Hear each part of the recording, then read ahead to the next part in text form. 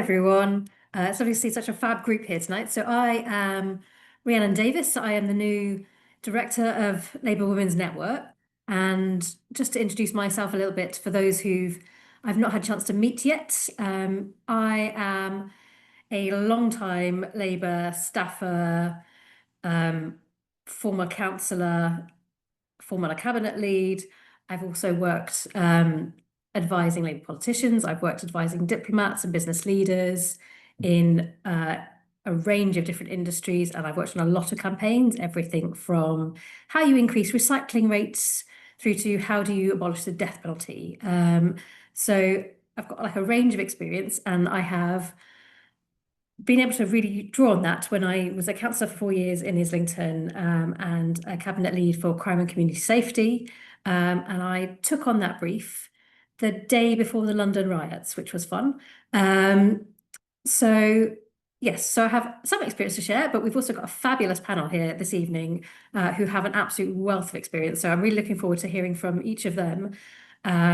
And hopefully we'll get plenty of time for lots of questions from you, because I'm sure as they speak, it will spark lots of questions and ideas and thoughts from all of you joining us this evening.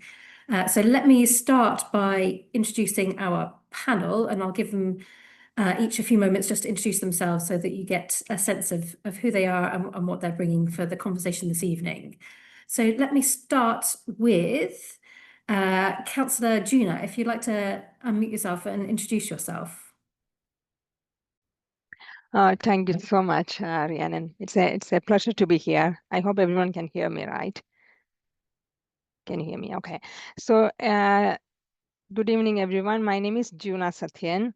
I'm proud to say that I'm one of the JOCOX graduate, cohort 5. That's my wonderful experience with LWN. So I'm a councillor. I got elected in 2022. I live in Newcastle, so I'm a Newcastle City Councillor. And also recently I've been appointed to the cabinet. So my portfolio is climate and transport. And also I lead a number of community activities around my ward and within the city. Beyond that, my full-time job is I'm an associate professor in physics and head of physics of Northumbria University, where I lead the physics, and also my research is in quantum and satellite communication. So that's my my full-time job. So I'm a mom. I got twin boys. So I basically it's a fine balance.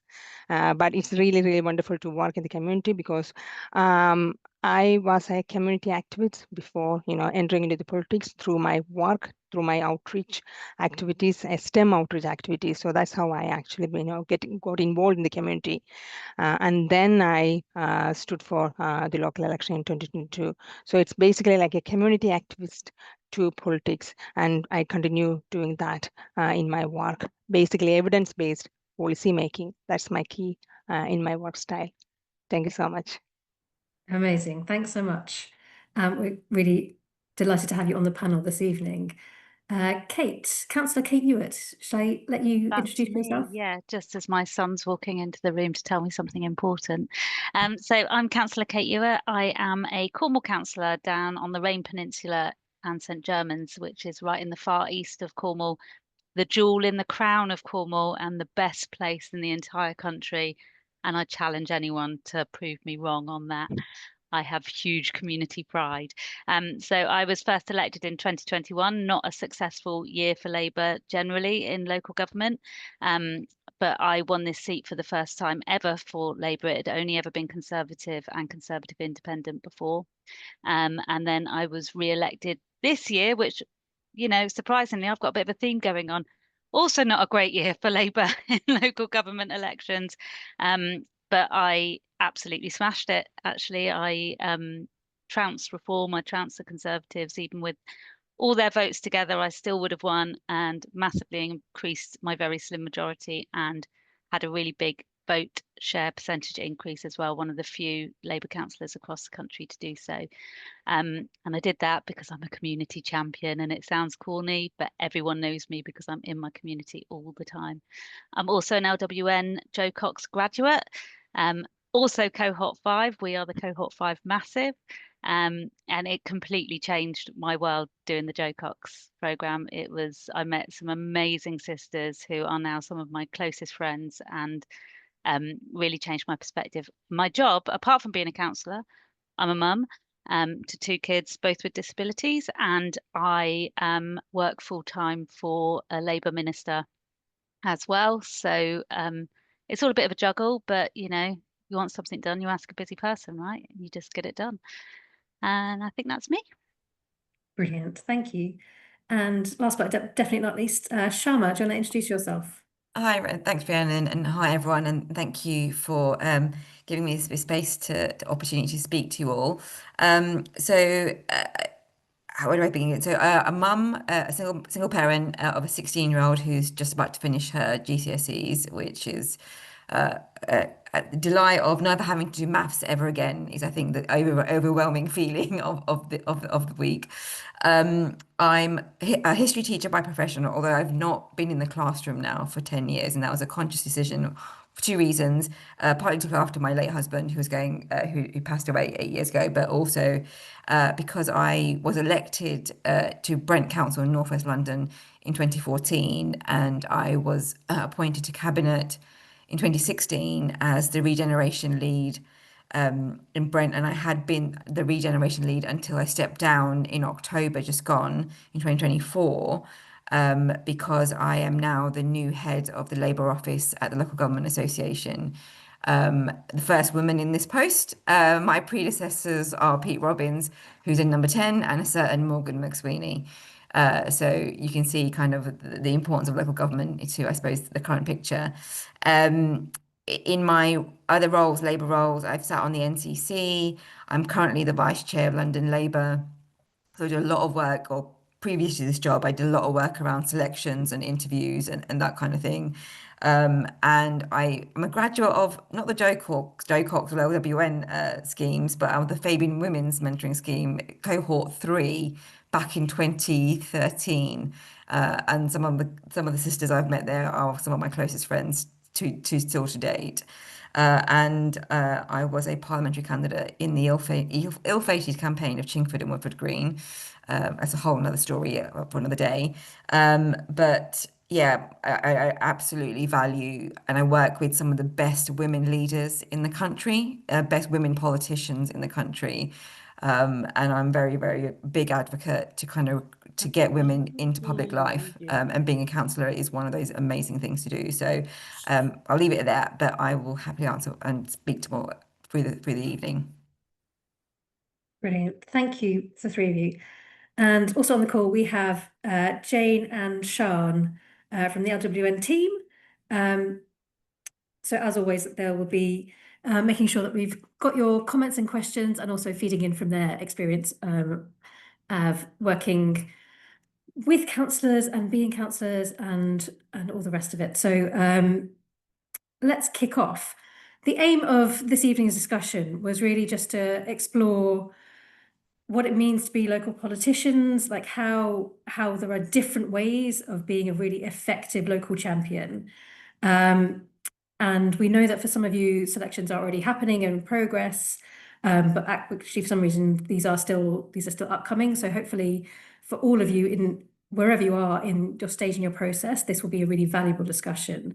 And what we wanted to really explore as we start off is just what motivated you to want to stand and run for local council. And then also I'd love it if we start off with just one thing maybe from each of you that you're really proud of that you've been able to do as a local councillor. So maybe Kate, if I start with you, because you had a fabulous history of bucking the trends. So maybe we start there. I love bucking the trend. I think it's the best thing to do. So why did I stand? So I stood because me and my family have been evicted from 2 properties over like 2.5 years. Standard Section 21, no fault evictions. We live in an area with a lot of second homes and holiday lets.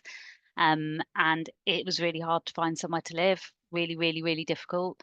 And I just thought it should be a bit better. I didn't think it should be so hard. I didn't think I should have to speak to a housing officer who said to me with, you know, 2 disabled children with a lot of medical needs, well, you're just going to have to move an hour and a half away from your support network, from everyone who knows you, from every single bit of support you get. We're just going to have to move you an hour and a half away. And I was like, it's got to be better than this. Like, local authority, local government has to be more compassionate, and it has to be better. And then I started looking at our local authority and looking at the councillors that we had, and they all very much looked the same. And that was, you know, lots of old white men, actually. And I thought, well, you know, I've lived nearly my entire life. I grew up on a council estate. Why shouldn't it be people like me? Most of the people in Cornwall are people like me. Why shouldn't it be someone like me? So I'd been a member of the Labour Party for a long time by then. And I just thought, give it a go. Why not? Nobody thought I would win. I thought I would win, but no one else thought I'd win. And I did. And, you know, that then feeds into some of the things I'm proudest of that I've done in my community. So I've got 100% affordable housing delivered into my community, which is the first lot to be built in Cornwall for a long, long time. And I really, really, really fought for it. But, you know, they wanted it to be shared ownership. I was like, nope, not if you want my support. It needs to be 100% affordable rent, because that's what my community needs.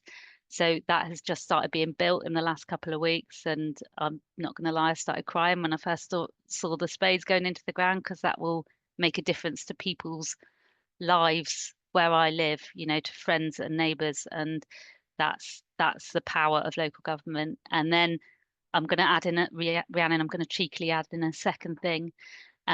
We live in an area of extreme fuel poverty. So we don't have mains gas or anything like that. So it's all oil heating and electric. And I managed to get funding for a full retrofit of every local authority house in my division to have full insulation, solar panels, air source heat pumps, new windows, new flooring, everything. And, you know, we're a council of 87 members, and there was 5 of us in our Labour group. So don't let anyone tell you if you're a small group you can't get things done, because it's about the relationships that you make and the networking that you do, which is why things like this are so important. But they're some of the things, there's loads of things I'm really proud of, but they're the things that make a huge difference to people's actual lives. And that's what we do as Labour councillors, make a difference to people's lives. Brilliant. Love that. Juna, how about you? All right, thank you. So my journey is a bit different. So I used to get active in the community through my my job. So I used to do a lot of outreach activities. I'm very passionate, you know, in bringing more female into education, especially science education, STEM education. So I used to go to schools, primary and secondary schools, you know, doing outreach activities, talking about science and opportunities in a much simpler way. And when I moved to Newcastle from London in 2019, I became very active in the community where I live. And then I start working with the schools and also the elderly residents. And then the turning point was when I met Chionura, the MP for Newcastle Central at that time. And she inspired me a lot. She's an engineer. She really inspired me. And then I start thinking about, okay, how the decision making, how they can influence the decision making, how, you know, the changes it brings to people's life. And then I stepped into the parish council as a volunteer, you know, as a councillor. Parish council is a voluntary you know, completely voluntary job. And then I start seeing actually, okay, how we can, you know, make those changes. You know, I can have that live experience, having these, you know, influencing and changing actually the people's life in different ways. And then I started a litter picking campaign with, you know, with my kids, and also, you know, a lot of people started joining. So it's actually like started when my kids were 3 years old, and now it's actually going, you know, much stronger and stronger. So that was my first sort of campaigning activity I started within my ward. And also following that, I started getting involved in a number of other, you know, charities, organizations as a volunteer. And into 2022, when I got an opportunity, you know, I had wonderful councillors in my ward and also the local MP, and they told me like it's good to have a platform, to get more involved in the decision making and policy making and policy changes. So I felt actually, okay, definitely it's really good to have a platform. I need a platform. So I stood in 2022 election without knowing actually what's going to happen. And then I got elected, and this is my first year. So I'm going to my fourth year as a councillor. So we'll be facing the 2026 all-out election. I'm aware of that. But the thing is actually like, I'm very active in the community. What I am passionate is making those visible changes that people can see. So I'm very active in the community. I know people, on my weekend is all within the ward. It's litter picking, campaigning, door knocking. So all my weekend is within the ward. And I got a full-time job. Evening, I am the cabinet office doing the cabinet work for the city. So that's how it's all started. It all started from my community activities, outreach activities, and then a volunteering activity as a parish councillor, and then into this local councillor, job. So that's how it's all happened, and I'm happy where I am. Amazing. Thanks, Gina. I love that there's kind of like the different routes that people come in, but actually the things that people find rewarding kind of seem to be really similar, and that kind of sense of engagement and being really active and involved in your local community and being able to help make things better Yeah. is what kind of is the motivation for it. Do you have one thing that you're particularly proud of, Gina, in the time that you've served so far? So I am very proud of my campaigning, the litter picking campaigning, to be honest. It's called Clean Community, Clean World. And it got a lot of followers. And recently, because this is basically like, making that awareness for kids about, plastic pollution and environmental, the impact that it can cause to the environment. I'm very proud because I can see like, that younger generation is a key. So the message actually we are passing to the younger generation is very important. And I am visible. I'm visible with them. I'm making like, that changes in that, little ones. So I'm very proud because it's been like I started into 2021. So it's been this much years, we are doing like every week. We are visible outside the community. So that's always I am very proud. I know it's a small group, but it is very visible and it is a key in my councillor role and my community activity. Now it's very much key. When I started the litter picking, like I can still remember people used to ask me because I started like around 2021. When I got elected, they used to ask me, okay, you can stop it now because you got elected. but that's not the way I continued that, and now I can see actually many councillors keep on doing that. It's very small, but it's visible and it is impactful, especially in the younger generation. So that's one thing I'm very proud. I'm very proud of all the other activities, but working with little kids and youngsters, I'm always passionate. Amazing. Thank you. And Shama, how about you? Yeah, I think Juna's just proving why community activism is really, really powerful, even in the threats of, with the reform doing what they're doing. So why I came into politics, I've always been a Labour voter, Labour supporter. I never anticipated coming into politics, but like it professionally, I suppose. I was happy being a teacher. I love teaching. I love being in the classroom, teaching students history. That was my thing. And then Michael Gove became education secretary. And I thought, right, I'm joining the Labour Party because I can't stand what he's doing to my profession.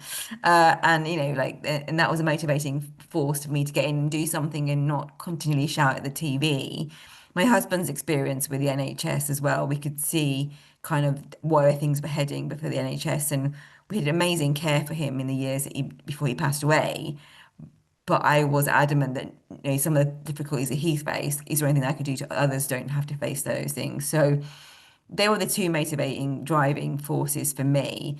And I suppose in terms of what I'm really proud of. So on a very local level, as a ward councillor, one of my residents, with austerity coming through, it was very difficult to tackle fly tipping, and we had to make a decision at the council to stop free collections on bulky waste because it was just we couldn't afford to do it anymore. So one of my residents said, why can't we have like a community skip? In the locality, people can bring their bulky waste. I actioned it with an officer, and now every 3 months, in every ward in Brent, we have Veolia with their compressor trucks on a set date. People bring their bulky waste, and then people also bring stuff that they can recycle as well. So there's people dropping off stuff, people collecting things from other people have thrown away. It's a real community sort of. Everyone looks for when's the next day, when's the next location. It's a really powerful bit of local things that people need to see, because often things that I care about, like social care, most of my residents don't use it, but they will be really caring about and really clear about that fly tipping is a big issue for them. So that was one thing.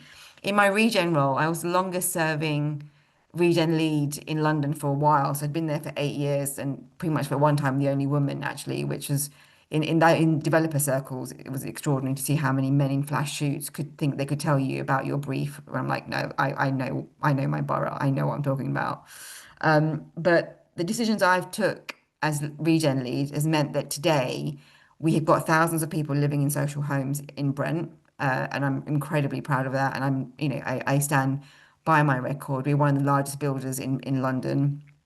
But because of the developer contributions, we've been able to build 3 new medical centres, and most proudly, a special educational needs school for children from 14 to 19-year-olds with autism. Because they're continually placed outside of the borough, which costs us loads, but it's not great for their particular outcomes. So the work that I've done means that we've got the money in the capital funding to be able to do that with the DFE, and that's primarily because we took decisions on housing, which I led on, which I'm incredibly proud of. And on a personal level, being a single parent, single income household, my daughter was 4 when I got elected. She's now 16. She's been to more council meetings than I think some of my colleagues. I've got pictures of her sitting with headphones and an iPad in like full council or in a cabinet meetings, and she knows stuff. She's seen me go through that. So when she has politics lessons in class, she's able to explain how politics works, why it's important, and not just Westminster stuff, but locally. And that's incredibly empowering. Like, she's very clear about community activism. She's joined the Labour Party at 14. Well, I joined for her. But, she, and being able to balance that, I think there's a question on the chat about being able to balance kind of particularly as a woman, I feel like balancing all the different responsibilities that you have. I feel we're often better equipped, but we also are quite humble about it. And I just think that I'm incredibly proud that actually I'm now one of the most senior women in Labour local government, but I've also make sure I spend time with my daughter and have that work-life balance. So it's, yeah, they're the 3 things I think I would local, sort of borough-wide, and then on a very personal level, what I'm incredibly proud of. Brilliant. So I think, like, for me, I love hearing kind of people's stories and what they're doing, just because I find it incredibly inspiring, and it's kind of motivates me to want to go and do things. So I hope that comes across for everyone else. I think one of the things that really comes across for each of you is just how much is on your plate, because nobody, unless you're in a cabinet role, you don't get to do just being councillor. You have to balance a job where you earn your income. You have to balance your home and personal life and any caring and family responsibilities you have. And also you have to have some time for yourself, because none of this really functions unless you're kind of able to keep on top of it all. And that is a lot to juggle. So I wanted to maybe just explore that a little bit more about actually how do you manage all of those hats and all those kind of different demands on your time and still feel like you're able to kind of give to being councillor all the things that you want to give it, and make sure that you kind of, it's giving you what you want, but also that you're achieving what you wanted when you kind of stood for election. I won't go round one by one, but please do just kind of feed in how you manage it, and do you feel that kind of that tension between the different hats you wear? I suppose I've had to learn I'm very independent. I don't like asking for help. And as a single parent, like I'm determined, like, I can do this all the time. But I think one of the things that I've learned to, if I need help with childcare, if I need help with making dinner, because I live with my parents, ask for that because they're more than willing to help. So being able to ask for when you need support and making sure you have a support network is one of those things. I think also I've been very disciplined at carving out time. So I don't do council work on a Sunday, just on principle, even when I was on cabinet doing it full time, because, my daughter needs me, my family, I need switching off time. Um, and so, and also little things like my Facebook and Twitter are not on my personal phone because residents and voters will come to you all the time. So it's just having those kind of boundaries. I think that's what's helped me kind of, and I'm very much Myers-Briggs J. I'm very much plan everything out. Like it's ridiculous. I have lists everywhere, and like everything has to be ordered. So that's where I work. But it's just setting boundaries about what's important and prioritizing stuff. That's kind of the approach I've always taken. Yeah, I'd agree with that as well. I have very strict boundaries. So Sundays, I'm the same.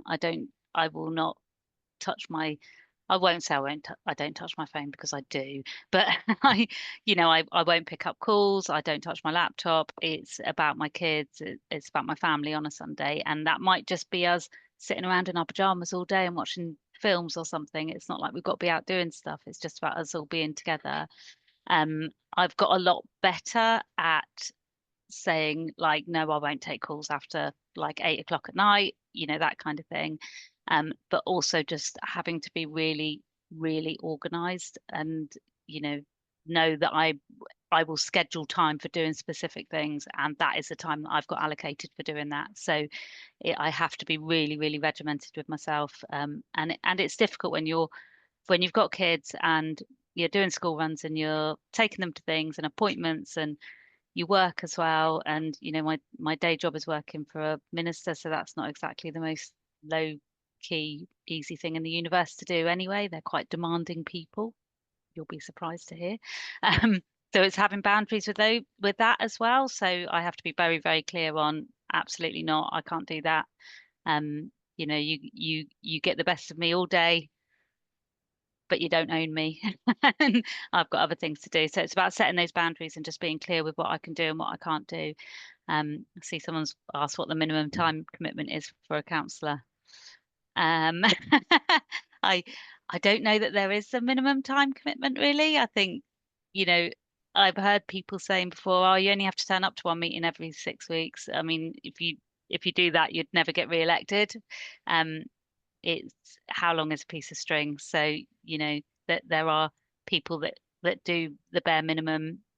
They're not particularly effective councillors, I don't think. So yeah, sorry, it's probably not the answer you want, but it does take work. It is hard work. It is the most rewarding thing I've ever done, and local government is the best thing ever. So it's incredibly rewarding, and you get out of it what you put into it, I'd say. I think that is definitely really true. I think one of the things, it is sort of how long is a piece of string? Like it will take all of the hours you want to give it. I think in terms of trying to give like a practical answer, I think you can kind of split the role of a councillor into three. So there's the community work that you do, engaging with your local residents and members and being active. There's the kind of formal council work, so sitting in the chamber, sitting on committees, kind of doing that kind of formal policy and decision-making work. And then there's the politics of it. So there's the kind of campaigning, the thinking through as a Labour councillor, what political difference do you want to make? Because it's not just about kind of being the voice of your constituents. There's also a kind of a leadership role of being a local political leader. And I think you have to kind of work out what time you want to give to each of those three things. Where are your strengths? Where does your passion lie? But you do need to give some time to each of those. So maybe I was going to ask Gina, like in terms of like formal structures, like how much time do you actually spend kind of on sitting on committees, sitting in council, having to attend that kind of formal structural stuff? And then how much time do you have to set aside for the kind of community and political Labour stuff for you. And I appreciate it's going to be different, but it's useful to get a flavour. Yeah. So there is no like, I can't actually say, okay, this is the set time, because over the week actually used to get emails and messages from residents. But while I'm on my full-time work on a day, like say 9 to 5, I won't actually look into, I might look into in between my break, I will see, but I will action on after, like evening time, and also the community work, as a councillor in the ward, I used to be there over the weekend. Sometimes there are like campaigns on a weekday, but I usually can't do it. So when I moved to the cabinet, there are a lot of, few committees, I reduced the number of committees, because of the cabinet position. The cabinet meetings, so there are like timetable meeting, like, couple of days a week, and also like there are other committees you need to go and present, so that is very different actually. Sometimes things you need to visit some some places, you need to go and talk, and there might be like some conferences you need to attend, so that will come and go, so you can't actually say basically, like if you have a full-time job. So when this cabinet opportunity came to me, I thought twice, because this is a commitment. I was able to manage between my full-time job, my councillor job, and also my family commitment as a councillor. But when it comes to cabinet, it's like a lot more work. But then I thought actually it's political opportunities. It won't come like that, because I'm a person who always used to want to try and see how it goes. So that's what I thought actually, okay, it's a political opportunity. It's, let's try and, take that opportunities. I always like embrace the opportunities that came to me. So that's the person I am. And then I will see how I can do that. But again, if my family is my priority, I used to drop my kids every morning to school. My husband used to pick them up. So we have like that sort of understanding, in between. Otherwise, can't actually run everything, and in my cabinet position I used to spend time like reading papers and policies, so I am sleeping less, to be honest. So my day start like very early in the morning. uh, Sometimes like I used to wake up like 3 o'clock, okay, to be honest. And then I spend like 2.5 hours for my cabinet and councillor, any casework. I need to respond all the emails. I sometimes I used to accidentally send like 3 o'clock emails, but then I used to actually send it like set to send it like 8 a.m., at least 8 a.m. in the morning. And then I switch on to my university. Sometimes I have teaching and I got a research team. And then around 6 o'clock, I switch everything off. And then I wake up my kids, feed them, get them ready for school. And then we both go, and I drop my kids, and then I go work, and then my full-time job. And then around 5:30, because the good thing is actually like my workplace, my university, and the cabinet, civic center, the council civic center is just across the road. So that's, I don't need to travel that much. After 5:30, I used to go to the cabinet office if there's any meeting.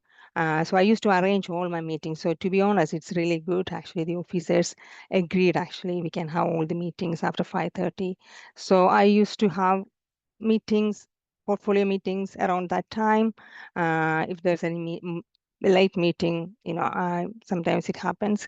Otherwise, I come home 6:30, because my husband agreed, okay, evening he can handle, morning I will handle. So that's sort of an agreement. So that's that sort of fine balance. It's like understanding, and talking to each other. So yeah, that's how I work. It's like, very much organized in my way because of all the responsibilities. Yeah. Yeah. And I think that's the part of this conversation is like, well, we can all talk about how amazing it is, and it is truly amazing to get to be a councillor and to really make a change in the community. Yeah. Yeah. It is work. Yeah, Like, it is work because the thing is a huge for responsibility. for me actually, if a resident reach out to me, okay, I used to have counselor surgeries every month, but if a resident reach out to me, okay, I desperately want to see you. Can we meet? I used to find time. Case by case, I used to tell them, okay, this is my counselor surgery. We can meet. But if I really need to meet, if that's a case I need to meet, I used to meet at the community center. So I used to find time. I feel like, that sort of a person I am. I feel like, my goodness, I need to meet. I need to, help them. So sometimes that used to be too much. Uh, but but it is the joy you are getting when things being done. It's really, really wonderful. And then we have amazing officers at the city council, the housing, the waste management team, the transport team. It's really, really good. They are really passionate working. And then I'm doing like, one thing I want to mention in my cabinet portfolio, I started a project called School Neighborhood. It's actually like making these, school around the school safer and much safer and accessible to kids, and improving the walking and cycling, that sort of activities. And then that's my main one of the reasons actually I'm walking my kids to school. So I am actually like setting me as an example for, in front of the community. Yeah. Brilliant.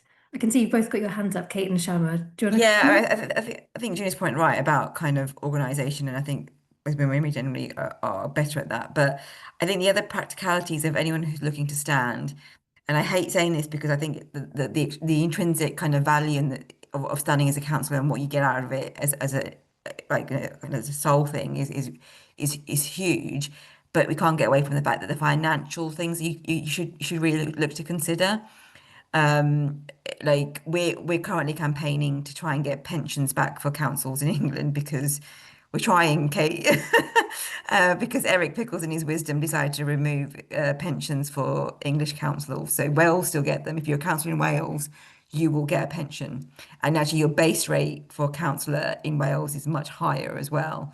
So there, to be a councillor in Wales is actually it's actually financially something that you're able to do.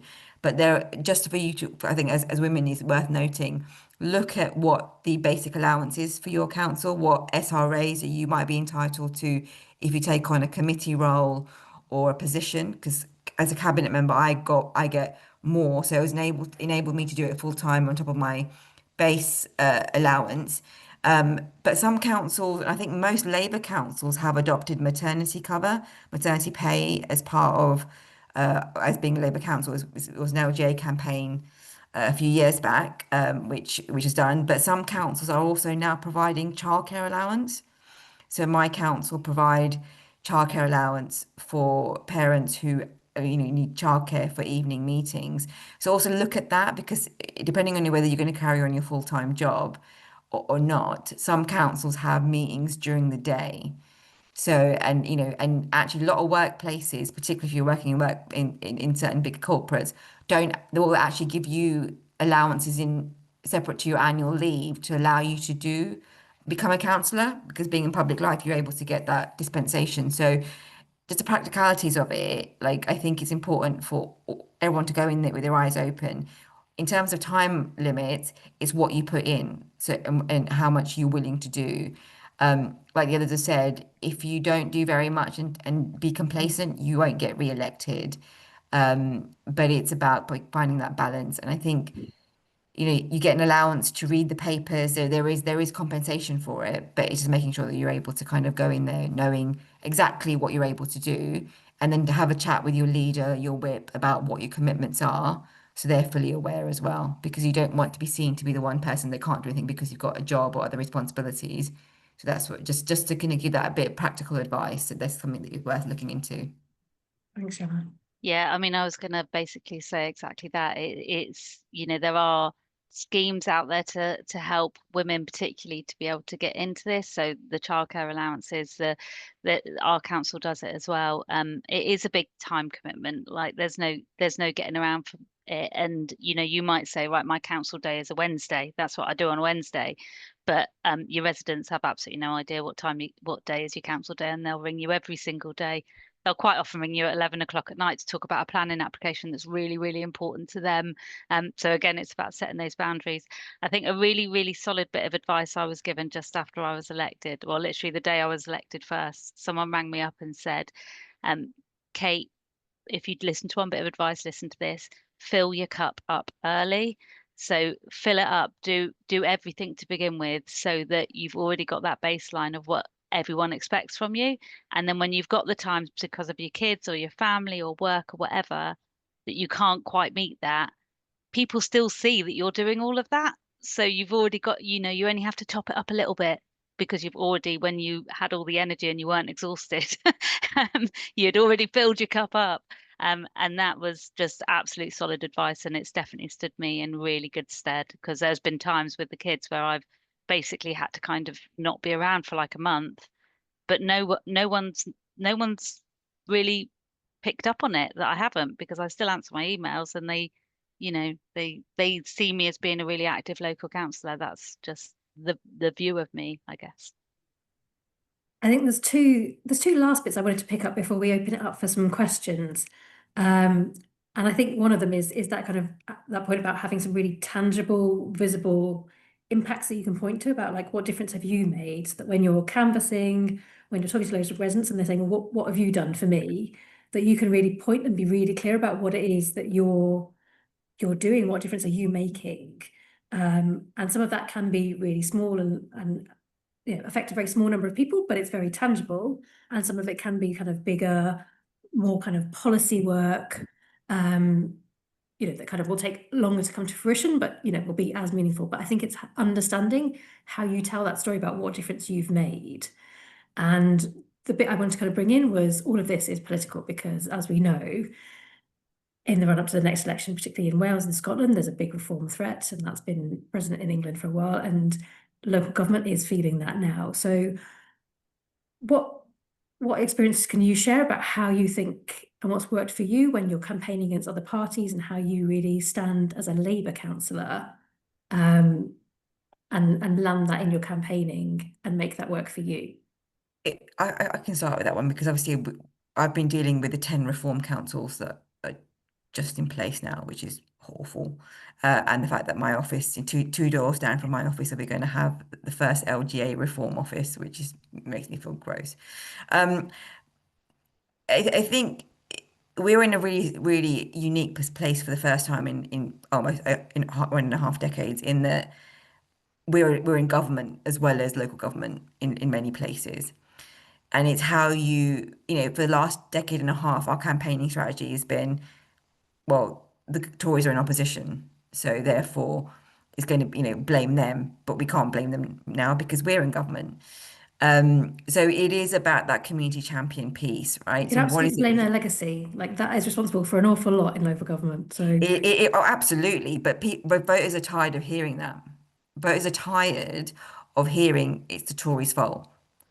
Because they won't forgive the Tories for a long time. The Tories are really not going to be the main opposition in most places, and I think the key thing here is, what difference has Labour made in your place? So how can you demonstrate that difference? It could be something as really small as getting a pavement fixed, or getting a road fixed, or getting a school street, like Junior was saying, which is slightly bigger community stuff. Or advocating for a resident in a petition. It may not go anywhere, but the one piece of advice I'd give to anyone who becomes a councillor is, if someone contacts you, make sure you contact them back, respond back, even if you haven't been able to do something. Often residents want to vent, or want a piece of someone in authority to communicate to. And often you just say, look, I will look into it. Oh, sorry, but we can't do this because of A, B, and C. They've been heard. 9 times out of 10, residents just want to be heard. Sometimes you're going to have to fight for them because the system is rubbish, particularly if you're an opposition group. But it is about that two-way communication. It's not just being visible on the ground and saying to them, this is what we've done in your street. It's when someone physically contacts you on the phone or by email, you respond back and say, thank you for your email. This is what we're doing as a result. That's one key piece of advice I sort of give. But yeah, the local champion piece, the party are going to make a really, really big part of the campaign into round to 26. The local champion piece, like Kate's example, is exactly how you beat any opposition. You don't give anybody any space to take your seat. You know, although no seat is ours because it's democracy and all the rest and that, but why someone has to do a really, really good job of beating you because you are the community champion. Yeah, 100%. That, Sharma's totally right. Yes, we know that the problems we've got in local government are after 14 years of Conservatives, but people know that they don't need to be told it. People aren't stupid. They don't need to keep on being told it, and they're just getting fed up with hearing it. And I think the same goes for reform as well. There's a lot of voters that have traditionally been our voters that are toying with reform or are voting reform for many, many reasons. And I think, we saw it in some of the Labour campaigns further down in Cornwall, where it was their whole campaign in this election cycle was about how awful reform are and how stupid reform are and all of that kind of thing. And, if you're telling your voters that, they're not going to vote for you. They're not going to vote for you. So we worked so hard in my campaign to force it to be about a local election. So it wasn't on national issues. Everything in our campaign was positive. We didn't talk about the Tories. We didn't talk about reform. What we talked about was the difference that I've made as a local councillor over the last 4 years, the things that I can get done, the proof is in the pudding. I'm part of the community. I'm your friend. I'm your neighbor. It was our Kate. That's what I hated it. It made me cringe really bad. But it was, this is our Kate. That she's one of us. She's our friend. She's our neighbor. She drops her kids off at the same school as you.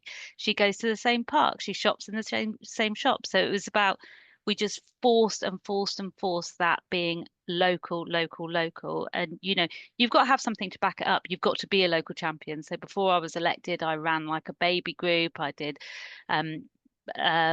breastfeeding peer support. I was a doula and I supported people in the community who didn't have money, and we don't have remote midwifery services here. So I would go and sit with people in early labour, and so people knew me for the stuff that I did. And that's how we win seats next year. We're not going to win seats by attacking people. We need to win seats by showing people who we are and the difference that we can make in local government, and we can.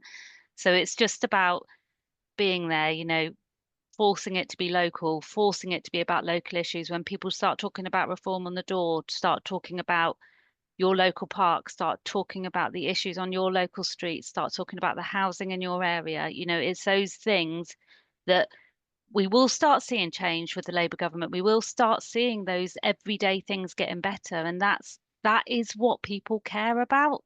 Genuinely, that is what people care about. They want their street to be a bit better, So yeah, it's about selling that positive story, that hope, it just goes back to hope, and we're the party that can bring that hope and we can deliver that hope. And I truly believe that 100%.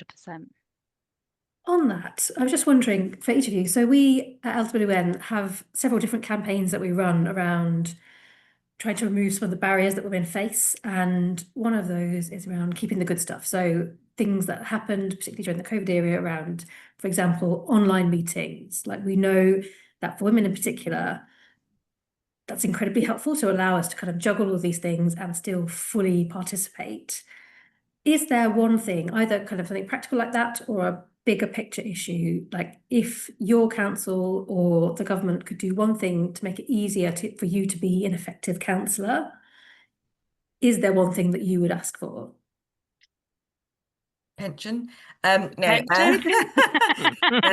Actually, the government Angela is looking at bringing legislation about remote working and allowing councils to have the flexibility to enact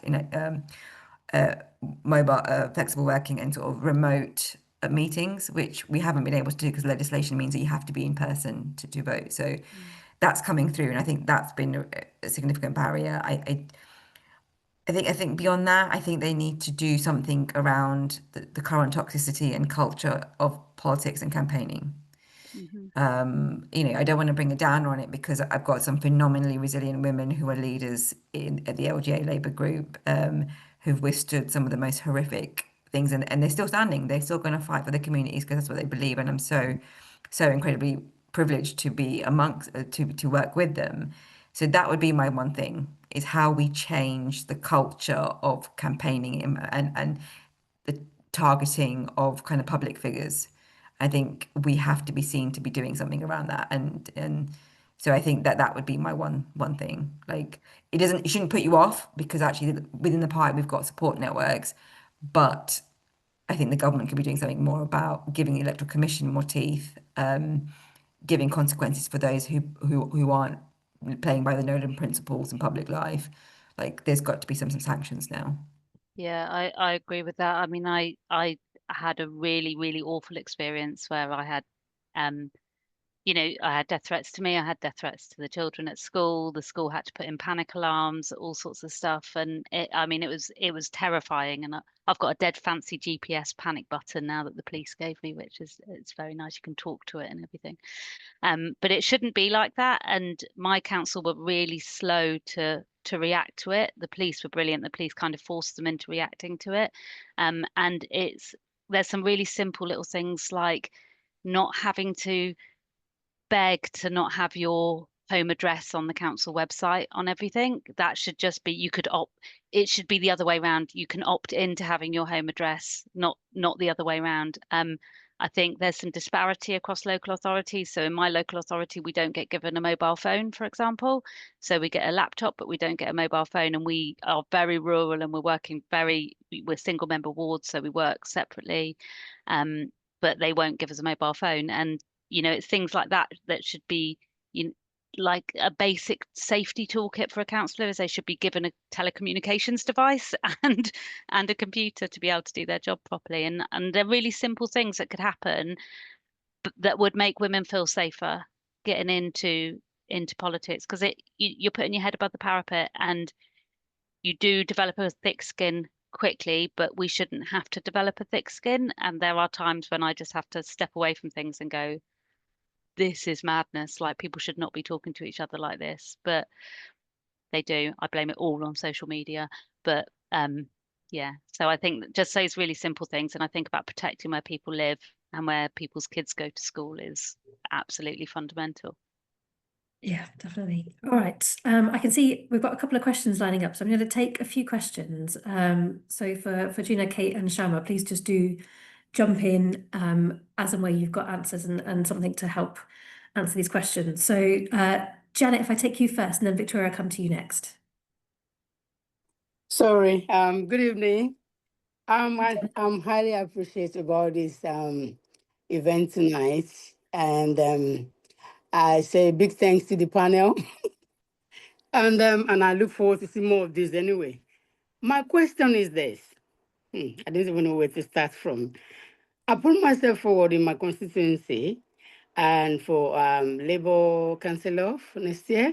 So after my application, so they get back to me for an interview, which we did on Zoom.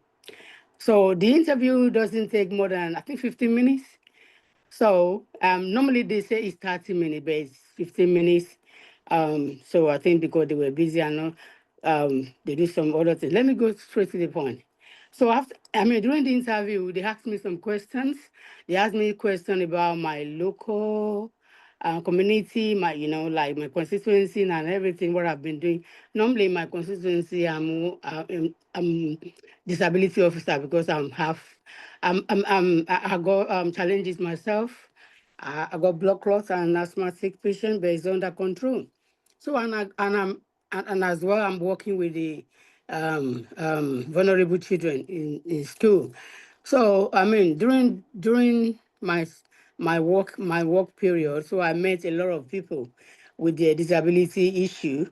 So that's why I put myself forward in my constituency. So let me go straight to the point, as I said earlier on. So during this interview, they asked me one question that I've never had before, but I used my diploma to answer them. In that question, those panel, they asked me that they put this to me, like if something happened in my borough, like in my constituency, like a traffic, something like that, and somebody emailed me and said in the email what is going on and what can I do to stop the traffic, or how can I reply them.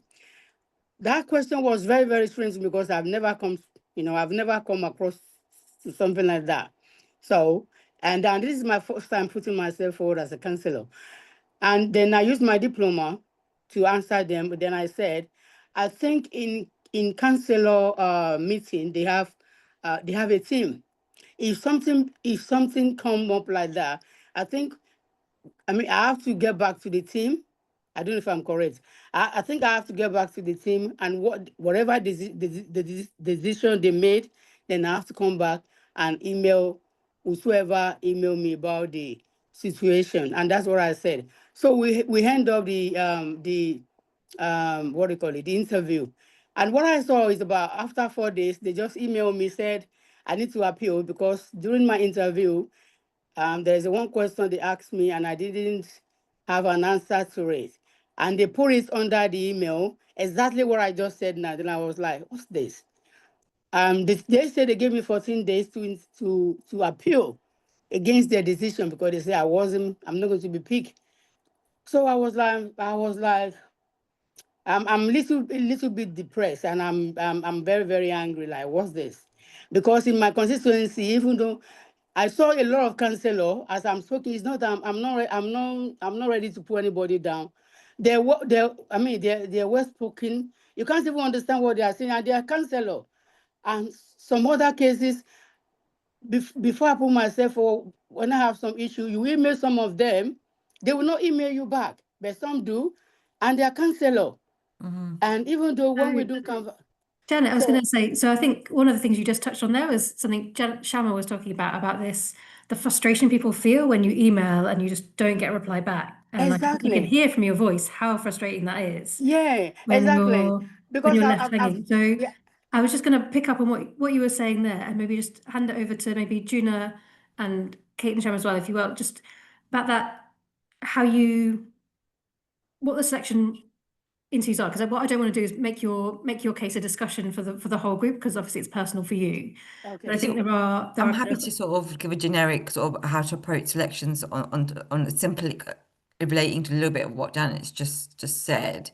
So in my experience, so when you're approaching any council selection, approach like a job interview, make sure that you know what the role fully entails, and also part of the role is very political. So those questions that they get about a situation that you would get on an interview panel are going to be about your political understanding of how to respond to something.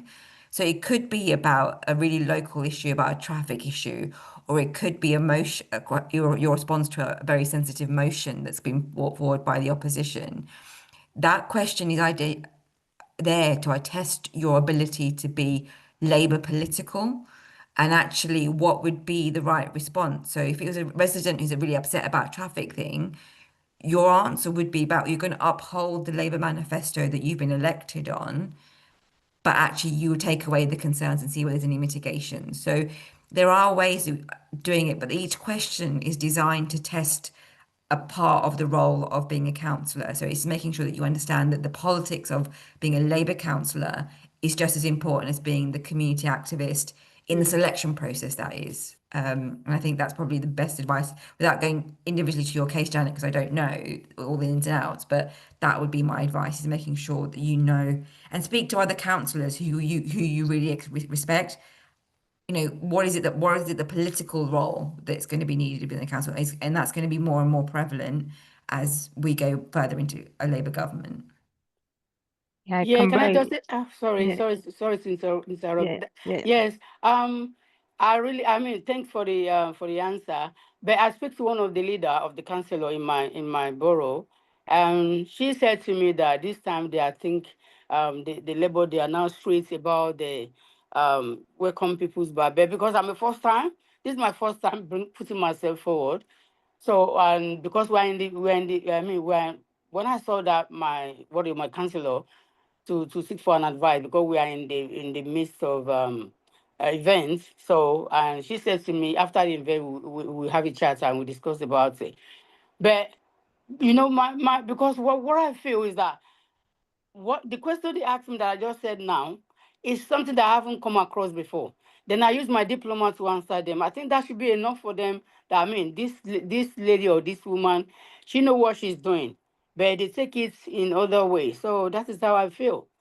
But I was thinking, maybe is it okay for me to appeal, or I should just ignore it? Because it just, to me, I was a little bit upset because I saw a lot of councillors that even what I'm doing, I don't say I'm right. I don't say I'm perfect, but I think I'm doing more than what those them that they call themselves councillor. I do more than them. Thank you. Thanks, Janet. I don't know if you've seen the comment from Shama in the chat about not giving up. And I think that kind of resilience and persistence are unfortunately skills that every woman who's going to put themselves forward in politics is going to need in abundance. So yeah, I really hope that you don't feel discouraged by it and don't give up. Victoria, do you want to ask your question? Hi, yeah. So I live in Tameside, which is a council in absolute crisis. Even before the WhatsApp group, they'd already had a Children's Commissioner report which said it's been toxic. And I guess what really I did live in London, in Brent at one point, and I know there's a different culture there, but in Tameside, where I'm at, there was a culture where councillors did go to one meeting every 6 months and have been elected for the last 20, 30 years. And that's kind of why we're in the crisis that we're in, I do believe, because it's been complacency. The commissioner's report was like, it's toxic. I mean, our dear Claire, she was a Tameside councillor and, she had her own story and everything like that. So I guess my question is, it needs a new generation to come and take on the challenges that we face, which are monumental. We've just had reform in the most safe Labour seat in a by-election. We're getting people just resigning constantly. Labour, some of the amazing young Labour people who came through were in the WhatsApp group and are resigning. It's just incredibly toxic. And then we've got all the stress from, some of the more, it's a very deprived area, and some of the more controversial things that Labour Party are doing are hitting hard. So I guess with the challenges that are coming in, and as part of a group of people who are thinking about trying to change the culture, how do you get away from some of that? And don't get me wrong, there are some amazing, like Brent, Haringey, great Labour groups. But when you've had a culture where people have just sat on a seat for 20, 30, 40 years and not done the work, how do we start to even unpick that and start afresh? So I know that's a massive question. However, I do think that, unfortunately, I work for a trade union, we do get blockers, people that, take seats and sit on them for a long time and you're trying to push them away. And Tameside is a very generous pensioners local allowance as well. So sometimes it becomes a bit of a pension top up as well. So it's I don't know. I know it's a very specific question, but at the same time, I think there is an issue when you've got such a massive project that needs to take place to renew and revigorate. How do you come in as somebody who's new, wants to make a difference in that respect? I wouldn't mind answering this one. I have views on this. I think there's a lot of this that happens, Victoria, to be honest, and it's where we've safely held councils for a long time, and it does just become expected that you're always going to win it. And I think equally that goes for, and this might be a bit controversial to say, people that have very easily won seats in the last couple of years where we've been really high in the polls and are now seeing it being a lot more difficult. I come from a place of Labour have never done anything in Cornwall. Now we've suddenly got 4 Labour MPs. I'm taking all the credit for that. But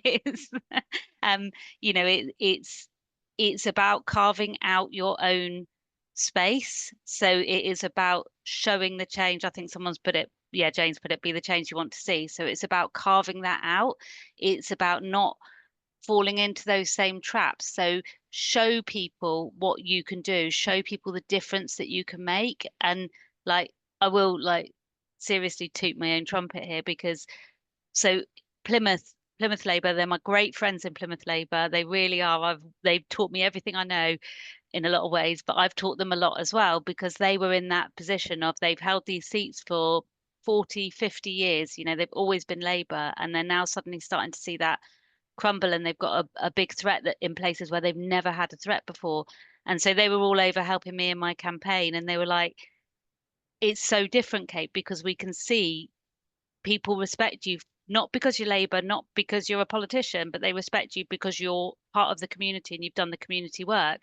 So I've been doing some stuff with them about, and some of their councillors that are up next year, about how do you put your community thoughts and your community beliefs into action in your local community while still very much being Labour, you know. And I don't shy away from being Labour. I'm Labour and cooperative. That's a big part of who I am. But you can be that political flavour and still carve out your own way of doing it. So make your own space. And people follow you when you do it, because they see how people react to it.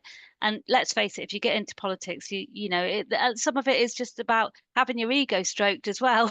It's nice when people say nice things to you. We get a lot of grief from people, but when people say nice things to you, you like to hear it. So it's, yeah, about carving up your own space and being the change that you want to see. Yeah, and I want to agree with Kate, exactly. So my thing is, be yourself and be the change, because I never thought I will end up in politics, to be honest. I was loving my job. I love the community work, the outreach activities, but then I can see that changes you can make. It's completely different from, it's another spectrum of what I do in my full-time job. And then I started as a parish councillor and making those visible changes. So you just be yourself, be active, think a little bit out of box, what you can do, you know, within your community. And then people will pick that up. People won't forget you. And they know actually what you are doing. So as Kate mentioned, actually, you know, if you've been away for some reason, they will remember what you have done in their lives. They definitely will remember. So it's just keep on doing, be the change, and be yourself, be genuine, be honest. And I think that's the big thing I can say. Great. All right, I think we'll try and wrap up here. So we've got a couple of closing bits just to run through with you. And then if we have time at the end, I'd love for Shama, Kate and Juna, if you have one positive thing that you want to leave people with, we'll come back to that at the end. But just before we wrap up, I just wanted to flag that we've got some quick win workshops and an advice surgery. So if you have a question that you didn't get time to ask today, or if something that we've talked about this evening maybe prompts a question later, do come back and ask those. Jane, do you want to jump in and we can run through the dates and what's coming up next? Yeah, I'll put some links into the chat now. So we've got our quick win sessions, which is how to boss your selections, which is on the 16th and the 25th, and Sean's put that up earlier in the chat. If you feel inspired, technically the deadline is today, but I'm sure we can extend it a little bit. We have got our Making Your Mark online personal development course, which starts and runs all the way through July, in an evening over 4 weeks, and that basically takes you through what makes you politically special, what shaping your narrative, some resilience. It's a fantastic online course. So there is that. And then I'll just put a link in. We've got the advice surgery, and put the link in for some of the events that we've got coming up next month as well. I just want to chip in something about toxicity and things like that. So before I worked for LWN, I was a regional organizer, and my specialism was beating the BNP. And I would be sent all around the country to teach Labour parties and indeed some Tory parties on how you could beat the British National Party. And without a doubt, every time I went to a CLP, it was Labour's fault that we lost, not that the BNP won. And that's exactly the same, that actually, if we truly deliver for people and I kind of go on the basis it's hearts and minds, that it has to be consistent. And it doesn't have to be big things, but people want to know that their area is getting better. And if we do it consistently, at the point of which it comes to a re-election, you've got absolutely tons of things that you can say. And I would always say to people, have a really big map of your ward and literally cross it off with, oh, I've done a street surgery. Oh, and I've got the pothole fix. And then I'd send a letter out. And then, oh, we've got some bins, dog bins on that street, or we've got some traffic calming, whatever it is. But colour your map in over 4 years, first of all. And secondly, calculate your ward into how many doors can I knock in a week, and divide that by probably not 52, but probably 40, and then divide that and say, I need to knock on 15 doors a week to make sure that I've knocked on everybody's door in 4 years' time or whatever. Break it down into small chunks, because do you know what? If you'll get them around twice by the time you've done it, because you won't stop at 15 doors, because 15 doors is only about an hour. And if you're out, you may as well be out for 3 door knocking. So break it down and do it consistently. But that is how you beat other political parties that particularly throw negative at you. I'm going to shut up and put some links in. I'm just going to jump in. Spoken like a true organizer there, Jane. If you've done 15 doors, you can do another however many.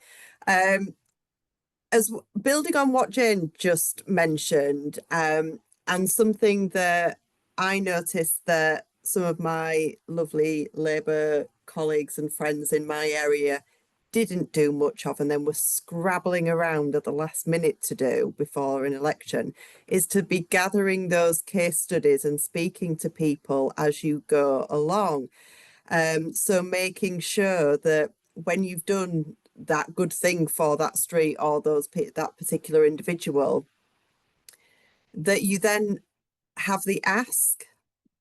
And it doesn't have to be awkward, but that you do make sure you've got something, preferably in writing, or I mean, now loads of people do it in little videos and all kinds of stuff, which some people might not be that keen on. But even if it's just a few words that you can put onto leaflets, social media, etc., etc., etc., rather than leaving it all until the end. Because the other thing about having that kind of praise file, if you will, on your laptop or whatever, is that if things are feeling a little bit tricky, you can look back and remind yourself of all those brilliant things that you've done to help, and actually you are making a difference, and people do really care and do really like you. So yeah, so as well as doing the good thing, evidence that you've done the good thing. And don't feel weird about doing that. It's not boasting, it's you demonstrating. And that's really important, as well as the actual delivery, that we demonstrate that we're delivering. And then make sure you tell people you've done it as well. And telling people that we've done it. Yes, absolutely. Absolutely. Yes. No hiding your lights under a bushel. When you've done good stuff, tell people. Fab. All right. I said we were going to try and we'll do it really quick fire. One last positive thing so that people leave here feeling really positive. And if you have enjoyed it and got the most from it, please do make sure that you, if you're not already a member, sign up to be a member, or tell the women in your networks and encourage them to come along to an event or sign up for themselves. So if we do Kate, Judith, and then Shama, if you've got quick fire, one last thing you want to leave people with, and then we'll wrap up for the night. I think you should just all stand, because it is the best thing you'll ever do. Local government is precious. The things that we do in local government are precious, and the change that we can make to people's life is precious. So do it. You won't regret it. You won't regret it. You'll be exhausted and you'll probably think back on this and go, I am regretting it. But overall, you won't regret it because it is the most extraordinary privilege to do to serve your community. How about you, Gina? Yeah, so I am hugely thankful where I am. I love what I'm doing. So I want to say, like, politics need more women who bring lived experience, empathy, and courage. If you are thinking about it, do it.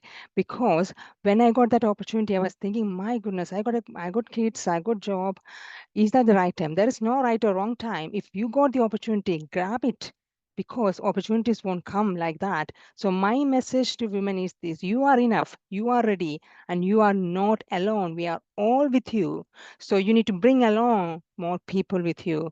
And I want to say the Jocox program gave me enough confidence, because I went into the I went into the Jocox program after I got elected.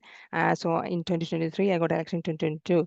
So it gave me more confidence, and I can say actually, like, it gave me a lot to step into that opportunity as a cabinet member, that confidence. So thanks a lot for that. Thank you, LWN.